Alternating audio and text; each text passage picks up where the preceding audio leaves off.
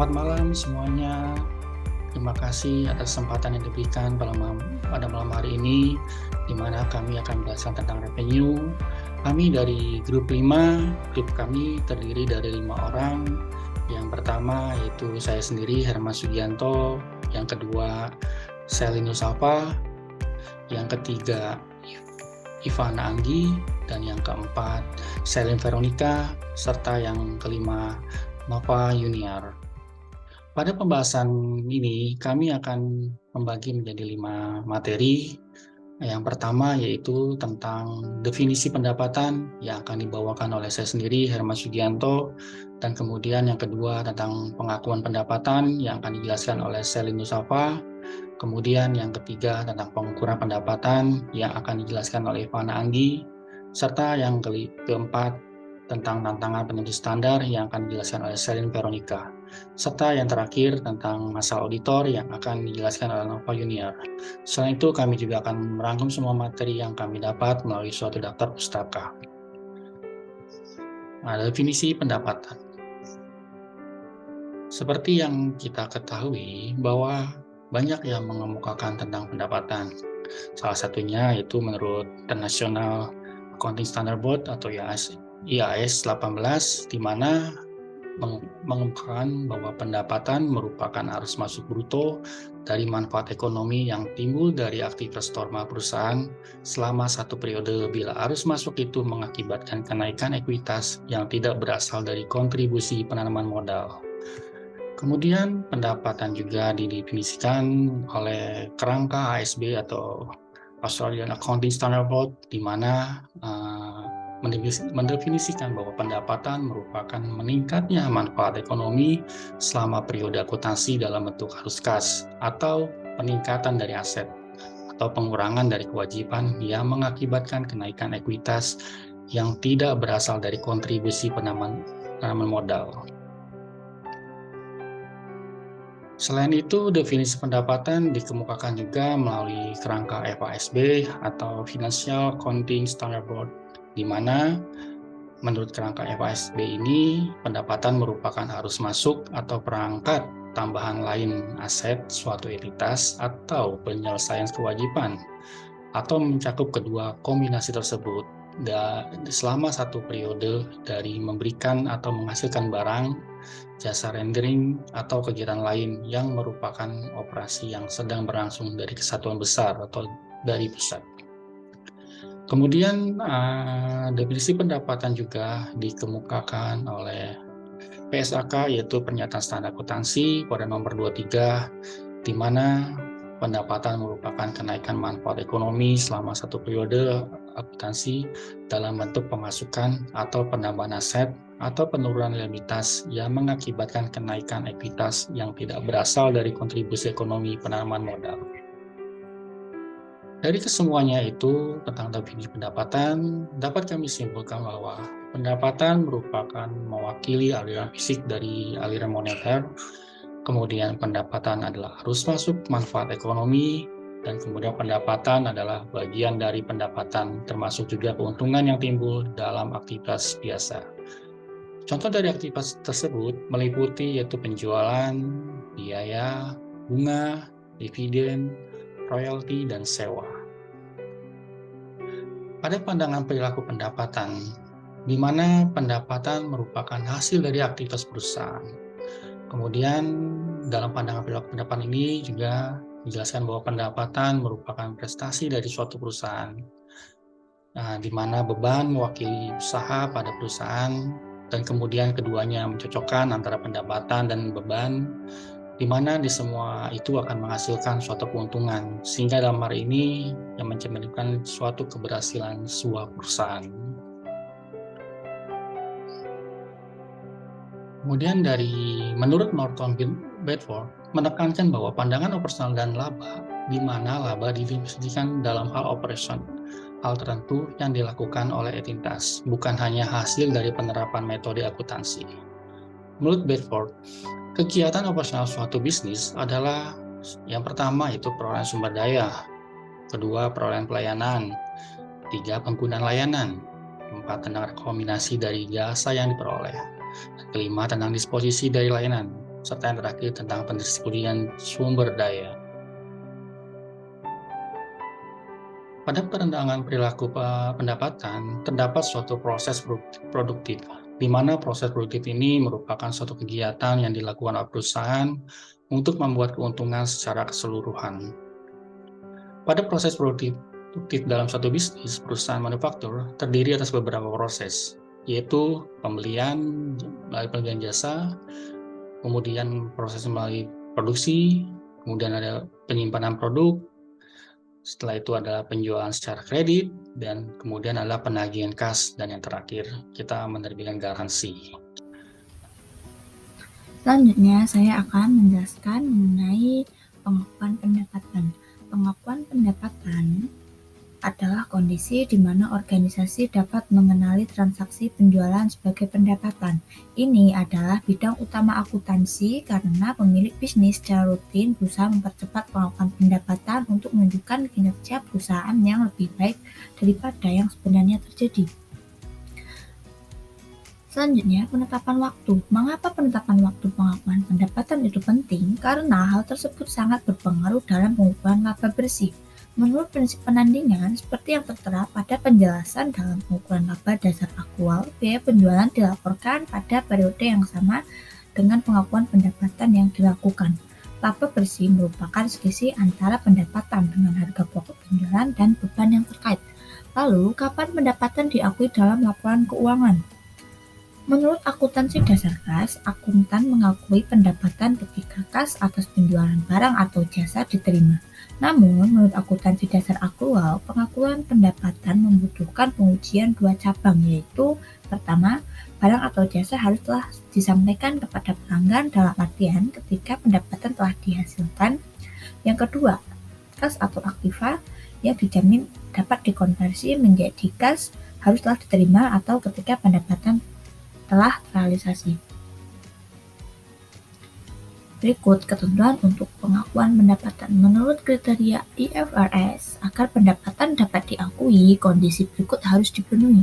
Yang pertama, resiko dan imbalan kepemilikan telah ditransfer dari penjual ke pembeli. Yang kedua, penjual kehilangan kendali atas barang yang dijual. Yang ketiga, pengumpulan pembayaran dari barang atau jasa cukup terjamin. Yang keempat, jumlah pendapatan dapat diukur secara wajar. Lalu yang terakhir, biaya pendapatan dapat diukur secara wajar. Kadang-kadang para akuntan harus menggunakan pertimbangannya dalam memutuskan kapan kriteria pengakuan dipenuhi. Sebagai contoh, Stephen menandatangani kontrak senilai $40 juta dengan pemerintah Amerika Serikat untuk memproduksi bagian-bagian dari pesawat ruang angkasa. Kontrak tersebut lalu ditandatangani dan diproses pekerjaannya dimulai pada tanggal 2 Januari 2019. Tanggal penyelesaiannya adalah 31 Desember 2022. Pembayaran dilakukan pada saat pengiriman barang. Stephen mengharapkan untuk menyelesaikan seperempat proyek tersebut setiap tahunnya. Kapankah pendapatan sebesar $40 juta itu harus dicatat dalam laporan laba rugi?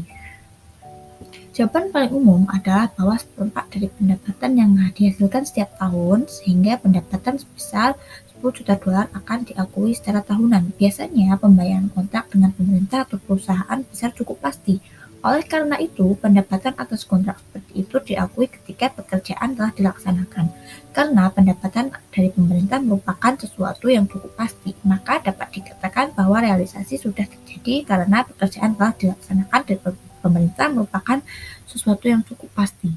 Jadi kemudian pengukuran revenue.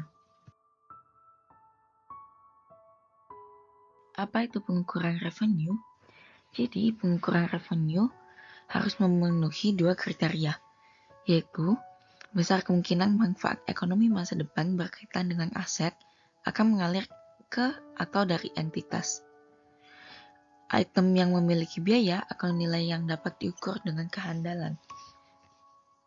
Kemudian, IAS 18 atau ASB menyatakan bahwa revenue yang diukur pada nilai wajar penerimaan atau piutang. Dan revenue terbagi menjadi 3 jenis, penjualan barang, penjualan jasa, bunga royalti, dan dividen.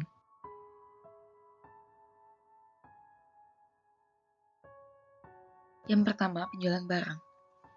Penjualan barang merupakan titik yang memenuhi 3 kriteria pengakuan umum. yaitu terukurnya nilai aset, adanya suatu transaksi, dan penyelesaian substansial dari suatu proses produktif. Kemudian, titik penjualan dalam proses produktif dipilih karena umumnya merupakan waktu yang paling tepat untuk mencatat dan mengukur revenue. Kemudian berikut merupakan pengecualian yang terhadap prinsip pengakuan penjualan. Pengecualian yang pertama merupakan revenue diakui selama proses produksi, atau artinya revenue diakui sebelum penyerahan barang ke pelaksanaan jasa. Jadi dalam pengecualian ini ada dua metode yang bisa dipergunakan. Pertama, metode presentasi penyelesaian, di mana biaya konstruksi ditambah laba kotor yang dihasilkan sampai hari ini dan kemudian diakumulasi ke dalam sebuah akun persediaan dan termin diakumulasi dalam akun kontak persediaan. Kedua, metode kinerja proporsional.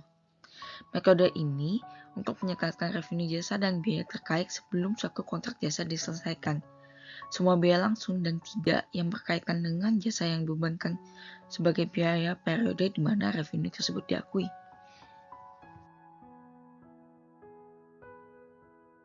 Yang kedua merupakan revenue diakui saat penjualan. Jadi, revenue dari aktivitas pabrik serta penjualan pada umumnya diakui saat proses penjualan atau point of sale, atau biasanya berarti pada saat penyerahan. Kemudian ada 3 situasi yang biasa timbul dalam menjadi masalah dalam pelaksanaan saat penjualan. Pertama, penjualan dengan perjanjian beli kembali, dan kedua, penjualan dengan hak retur, ketiga, track loading, dan channel stuffing. Yang ketiga merupakan revenue diakui setelah proses penyerahan selesai. Jadi salah satu dari dua kriteria FASB dalam pengakuan revenue menyatakan bahwa revenue hanya boleh diakui saat proses setelah benar-benar selesai. Dan ada 3 pendekatan yang digunakan biasanya untuk proses ini. Pertama, penjualan cicilan, yaitu pada metode ini pengakuan laba ditangguhkan sampai periode penagihan kas. Yang kedua, metode pemulihan biaya. Jadi, menurut metode ini tidak ada laba yang diakui untuk suatu penjualan sampai harga pokok barang yang dijual diperoleh kembali melalui penerimaan kas. Kemudian yang ketiga merupakan metode kas, di mana menurut metode ini semua biaya dibebankan sebagai beban ketika dikeluarkan dan revenue diakui ketika penerimaan kas telah dilakukan.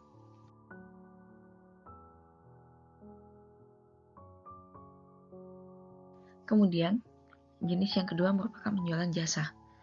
Jadi IAS 18 atau AASB 18 ayat 20 mengharuskan revenue untuk diakui dengan acuan pada tingkat penyelesaian dari transaksi pada tanggal laporan. Jadi revenue diakui dalam periode di mana jasa tersebut diberikan.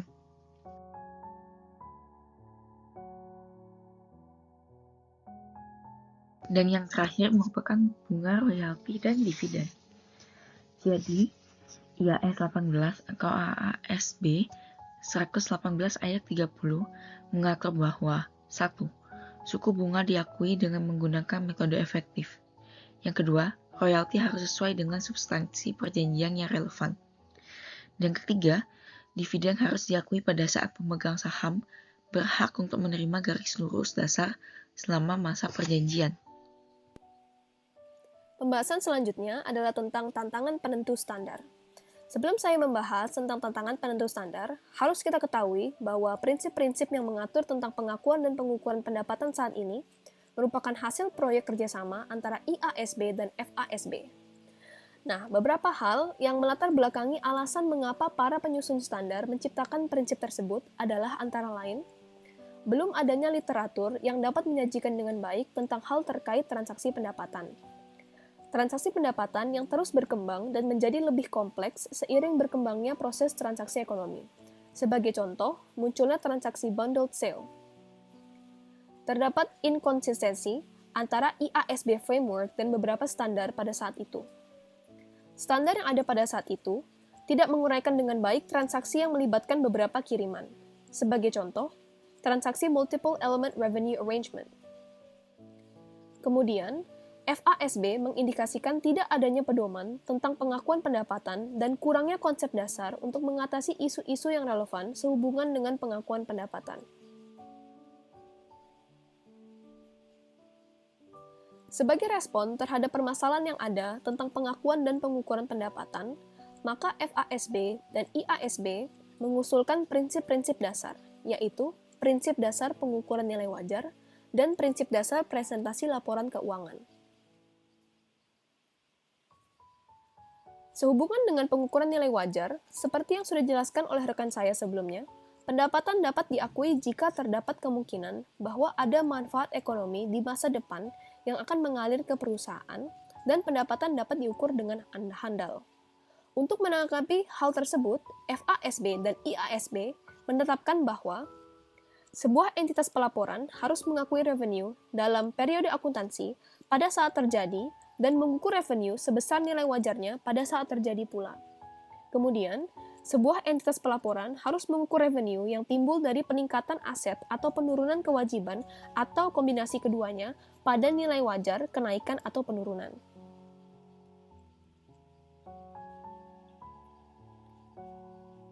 Sehubungan dengan prinsip dasar presentasi laporan keuangan, FASB dan IASB menetapkan bahwa penyajian laporan keuangan harus dilakukan secara all-inclusive, yaitu laporan pendapatan tunggal mencakup semua aspek yang berarti semua perubahan aktiva dan kewajiban akan ditampilkan dalam laporan laba rugi. Kemudian, realisasi bukan merupakan satu-satunya dasar pengakuan revenue. Jika terdapat sebuah item yang tidak direalisasikan, maka hal tersebut tidak akan menghalangi masuknya item lain yang mempengaruhi kekayaan equity holder, yang termasuk dalam laporan laba rugi. Hal ini memudahkan para analis untuk mendapatkan informasi yang berguna bagi pengambilan keputusan dari laporan laba rugi. Kemudian, pengungkapan mengenai kinerja dan pengukuran harus dipisahkan. Masalah auditor. Masalah auditor terjadi karena pencatatan pendapatan yang dilakukan oleh manajer tidak akurat atau tidak sesuai dengan jumlah yang sebenarnya. Biasanya jumlahnya akan melebihi dari jumlah yang sebenarnya atau kurang dari jumlah yang sebenarnya. Hal tersebut dapat terjadi karena jumlah pendapatan yang tersebut belum diketahui dengan tepat sehingga tidak dapat dicatat dengan sesuai dengan jumlah yang sebenarnya. Yang kedua, dapat terjadi karena peristiwa atau transaksi yang mendasari belum terjadi. Penting masalah pendapatan yang dicatat berlebihan ini terdapat pada laporan Dewan Pengawas Akuntansi Perusahaan Publik Amerika Serikat atau yang biasa disebut sebagai The United States Public Company Oversight Board mengenai inspeksinya terhadap auditor pada periode 2004 sampai 2006 yang menyatakan bahwa serangkaian masalah umum yang ditujukan untuk membantu perusahaan audit dalam meningkatkan atau mempertahankan kualitas pekerjaan mereka dan salah saji material karena pelaporan keuangan yang curang seringkali diakibatkan oleh pelaporan pendapatan yang salah. Nah, masalah auditor ini terdapat contoh kasusnya. Dari penjelasan di atas, dapat terjadi berbagai permasalahan yang ditimbulkan yang menyebabkan ketidakpercayaan pengguna informasi karena terdapat penipuan pelaporan keuangan. Ketika pendapatan yang dicatat berlebihan, menggunakan kebijakan akuntansi demi meningkatkan harga saham dan manajer pada akhirnya akan memiliki perkiraan yang kurang realistis. Karena jumlah pendapatan yang dicatat itu kurang akurat, sehingga menyebabkan tingkat kepercayaan pengguna informasi berkurang. Pengakuan pendapatan ini bisa menjadi masalah yang sulit ketika ketidakpastian meliputi penentuan penyelesaian substansial dari transaksi yang telah terjadi. Selanjutnya, terjadinya masalah bagi auditor ini membuat auditor harus semakin bertanggung jawab untuk menilai dasar dari keputusan manajer mengenai nilai pendapatan yang diakui pada suatu periode. Jadi auditor harus benar-benar melakukan pemeriksaan secara detail, tahap demi tahap untuk dapat mengetahui apakah laporan keuangan tersebut telah sesuai dengan ketentuan yang berlaku atau belum. Oleh karena itu, auditor perlu melakukan audit step by step sesuai dengan ketentuan yang telah berlaku. Seperti pada awalnya, auditor perlu melakukan penyelidikan secara menyeluruh mengenai perusahaan, sehingga dalam mengaudit, auditor sudah mengetahui latar belakang dari perusahaan yang akan diaudit tersebut. Selanjutnya, memperoleh bukti. Dalam mengaudit tentu saja, auditor perlu memperoleh bukti-bukti. Auditor dapat membandingkan dari bukti-bukti transaksi yang terjadi dengan laporan keuangan yang telah dibuat oleh manajer. Selanjutnya, mencari penjelasan. Tidak jauh berbeda dengan memperoleh bukti atau mirip dengan memperoleh bukti. Tahap mencari penjelasan ini merupakan proses yang dilalui oleh pihak auditor, di mana auditor akan mencari informasi yang lebih detail mengenai pencatatan laporan keuangan. Biasanya dapat dilakukan melalui wawancara ataupun kegiatan lainnya. Selanjutnya, verifikasi. Verifikasi dilakukan oleh pihak audit dengan mencocokkan berbagai informasi lainnya yang biasanya diperoleh di luar dari dokumen-dokumen. Yang terakhir, persetujuan.